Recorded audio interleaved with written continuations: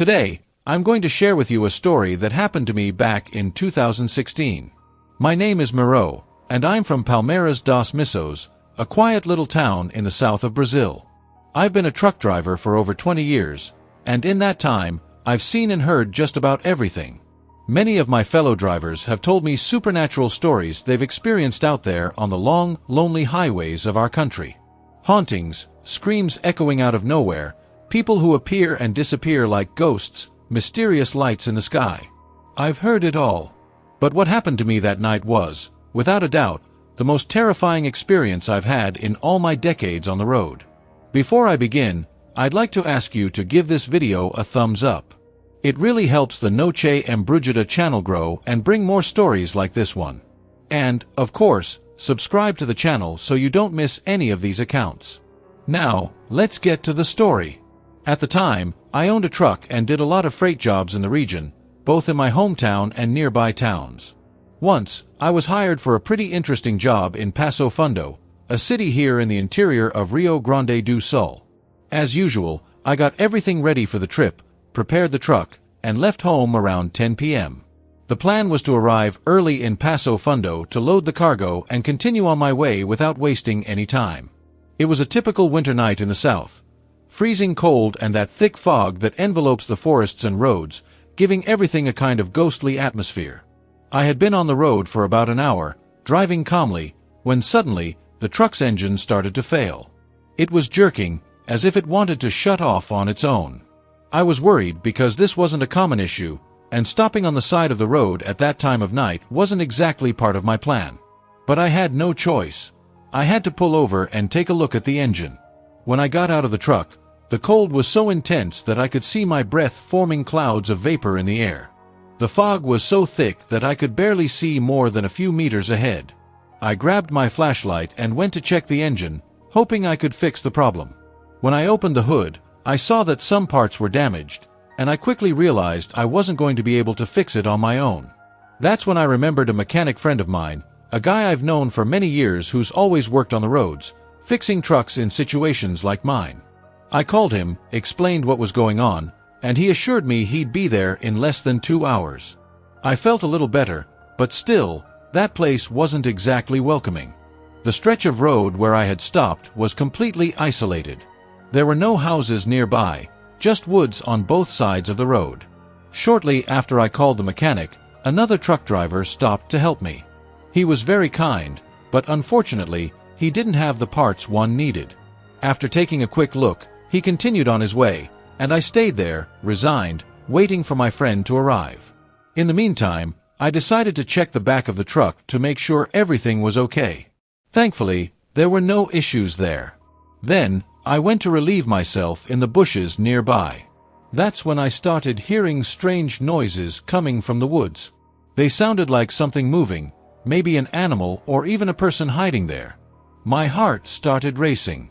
I turned off the flashlight to avoid drawing attention and stayed on high alert, trying to figure out what it was. The feeling of being watched was strong, and I didn't know if it was just my imagination or if there was really something there. I decided not to take any chances. I crouched down and started moving slowly, trying not to make any noise. I hid in the bushes because, honestly, I didn't know what to expect. It could have been a wild animal, but it could also have been an armed robber, and I didn't want to take any risks. I stayed there, hidden, watching the woods where the sounds were coming from. The noises continued, getting closer and closer, until suddenly, something emerged from the woods. My blood ran cold. It was a creature I had never seen before in my life. It looked like a dog, but it was huge, and the scariest part, it walked on 2 legs, like a man. I couldn't believe what I was seeing. The thing's appearance was horrifying. Its legs were twisted, bent backward, and its entire body was covered in black fur, but patchy, as if it were sick. Even in the darkness, I could see that the creature's eyes were yellow, glowing in a way that seemed almost supernatural. I was paralyzed, not knowing what to do. The creature stopped for a moment, as if it were sniffing the air, and then it started moving toward the truck. I stayed there, hidden in the bushes, praying that thing wouldn't see me. Time seemed to stand still, and all I could think was, I need help, and fast. That creature was bigger than a man, and in that moment I thought, this has to be a werewolf. My heart was pounding, and I felt a chill run down my spine. The beast stayed there, circling my truck, sniffing the air as if it were looking for something. It stopped every now and then, sniffing more intensely, as if it had caught my scent. I curled up even more in the bushes, trying to make myself as small as possible. The werewolf seemed to be looking in my direction, as if it knew I was hiding there. It let out low growls, almost whispers, but they echoed in the silent darkness. Every sound it made felt like it was directed straight at me. I didn't move a muscle, knowing that even the slightest noise could give me away. As I watched that creature, my brain struggled to process what I was seeing. It was something I had only heard about in stories. But there, right before my eyes, it was real. The werewolf had a terrifying posture, half human, half animal, and its yellow eyes glowed in the darkness like headlights. It kept circling the truck, and the cab door was open. The beast looked inside but didn't see anything. Then, suddenly, it surprised me. It crouched down, placing its front paws on the ground, and assumed a four-legged position, like a dog. That's when it ran toward the bushes, exactly where I had relieved myself earlier. Luckily, I had already moved away from that spot.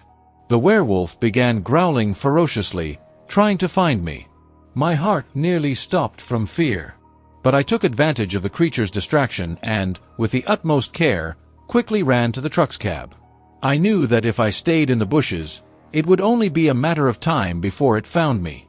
When I finally reached the cab, I got in and closed the door as quietly as I could. Thankfully, the werewolf didn't see me. Inside the cab, I took a deep breath, trying to calm myself, but the fear was still there, pulsing with every beat of my heart. I tried to start the truck, but the engine only sputtered weakly, as if struggling to turn over. I managed to move about 50 meters, but then the engine failed again, and the truck came to a stop. I tried starting it a few more times, but the engine just jerked and gave up. That's when I made a decision. I turned off all the truck's lights and closed the cab curtains. I sat in the dark, trying to make myself invisible. Through the crack in the window, I watched the bushes, expecting to see that creature again at any moment. The fear was so intense that my legs were trembling. I could barely feel them, I was so paralyzed. Every second felt like an eternity, and I kept imagining what I would do if the werewolf came back. Could it break into the cab? Would I be safe in here? The silence was almost unbearable. Only the sound of my breathing and the rapid beating of my heart broke the stillness. I felt trapped, as if the truck were both my refuge and my prison. I prayed silently, asking for the mechanic to arrive soon or for that creature to simply disappear. Meanwhile, I kept peeking through the crack, waiting for the worst. The night seemed endless. I was stuck there, in the middle of that deserted road, with a creature that shouldn't exist lurking outside. Deep down, I knew that night would change my life forever. I decided I wouldn't try to start the truck again.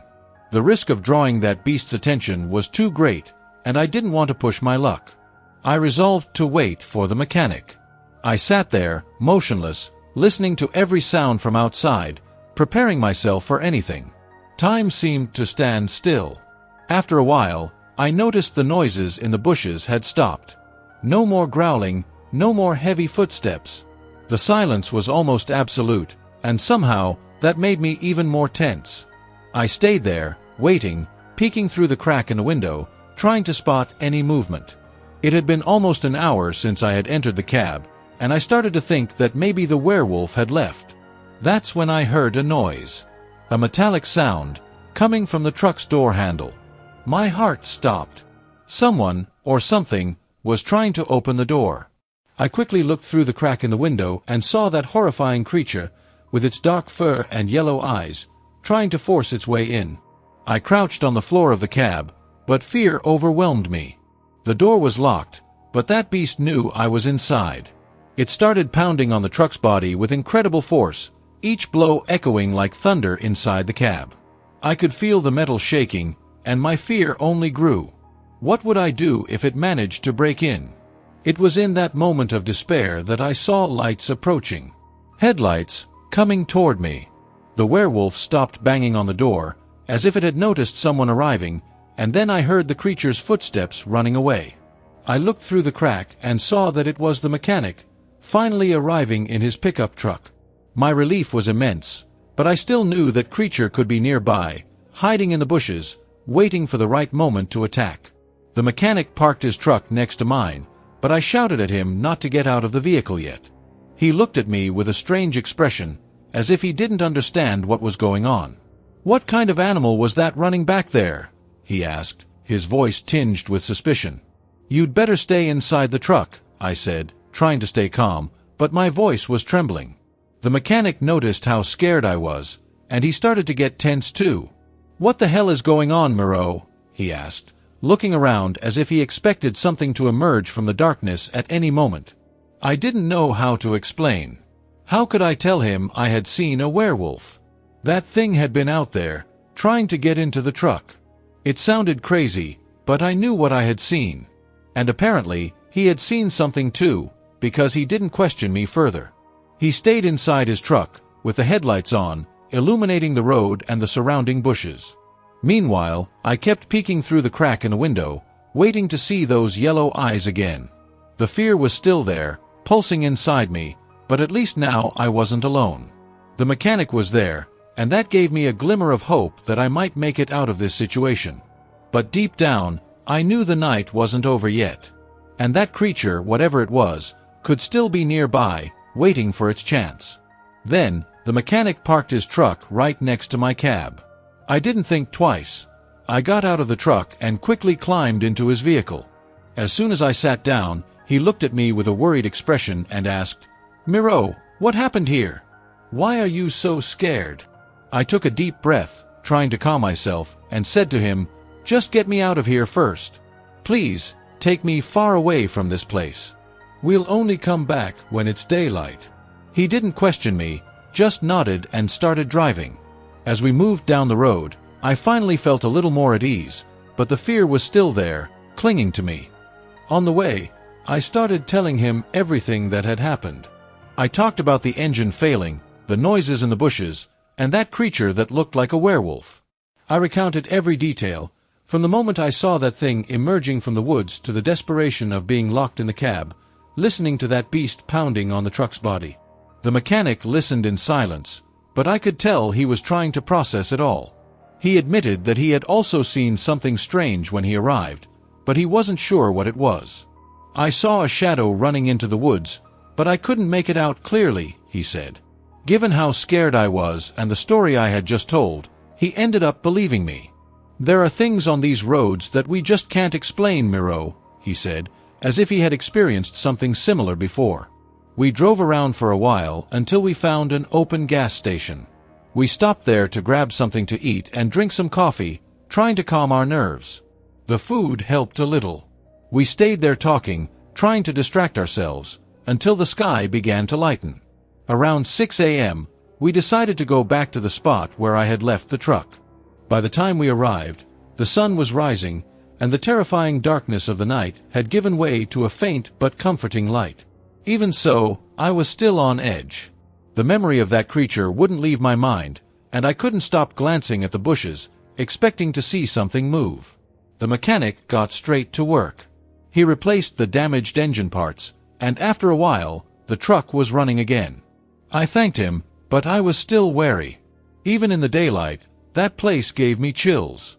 The image of that beast, with its yellow eyes and dark fur, was still fresh in my mind. Once the truck was fixed, I continued my trip to the company where I had to pick up the freight. But honestly, I was driving with a lot of fear. At every turn, every stretch of woods I passed, I found myself looking over, expecting to see something. The memory of that night wouldn't leave my head, and I couldn't focus properly. Since then, on my trips along the highways, I always take an extra look at the woods and forests lining the roads. It's like I'm always waiting to see that creature again. And to feel safer, I now always keep a firearm in the truck's cab. You never know when a danger like that might show up again, right? This story was sent to us by Mr. Myuu, an experienced truck driver from the city of Palmeiras dos Missões, a town in Brazil. He lived through this terrifying experience and decided to share it with us to warn other truck drivers and show that, on the roads, you never know what you might encounter. If you enjoyed this story, don't forget to give the video a thumbs up and subscribe to the Noche Embrujada channel.